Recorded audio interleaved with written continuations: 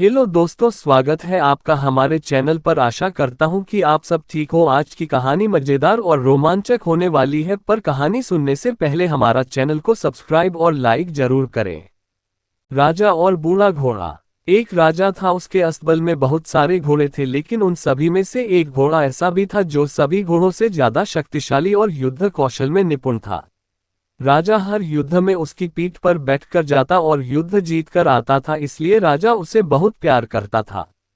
समय के साथ घोड़ा बूढ़ा हो गया।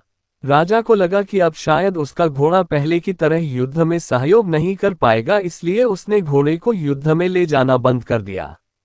अब घोड़ा सारा दिन अस्तबल में बैठा रहता था या घास चरने मैदान में चला जाता था।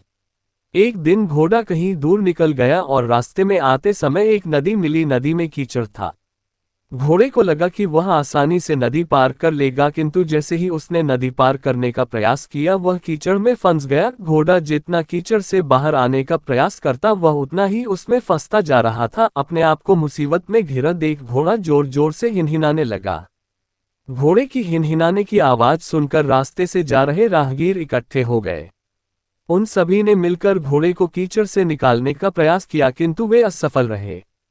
लोगों ने घोड़े के मालिक का पता किया तो पता चला वह राजा का घोड़ा है। ये बात राजा तक पहुंचाई गई कि उनका प्यारा घोड़ा गहरे कीचड़ में फंस गया है और कीचड़ से नहीं निकल पा रहा है। राजा अपने सैनिकों के साथ घटनास्थल पर पहुंचा और घोड़े को निकालने का प्रयास करने लगे, किंतु उन्हें भी सफलता नहीं मिली। अब राजा भी बहुत परेशान हो गया। उसने अपने मंत्रियों को बुलाकर सलाह ली। तभी एक बुजुर्ग मंत्री ने सलाह दी कि घोड़े के पास युद्ध के नगाड़े बजवा दिए जाएं और आसपास युद्ध का माहौल तैयार किया जाए। राजा को बूढ़े मंत्री की सलाह अच्छी लगी और उसने वैसा ही किया।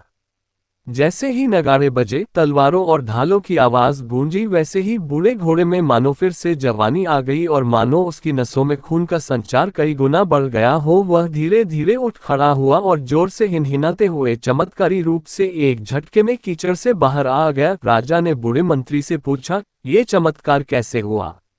मंत्री ने उत्तर दिया, ये घोड़ा बूढ़ा जरूर हो गया है, लेकिन जब इससे काम नहीं लिया गया तो इसके अंदर का उत्साह और आत्मविश्वास खत्म हो गया था, और आज फिर से वही माहौल मिला तो उसमें उत्साह का संचार हुआ और ताकत लौट आई है। राजा को भी सारी बात समझ में आ गई और उसने अपने वीर घोड़े को फिर से काम पर रख लिया। शिक्षा। राजा और बूढ़ा घोड़ा कहानी से हमें शिक्षा मिलती है कि जीवन में उत्साह और आत्मविश्वास को कभी खत्म नहीं होने देना चाहिए। उद्धरण चिन्ह।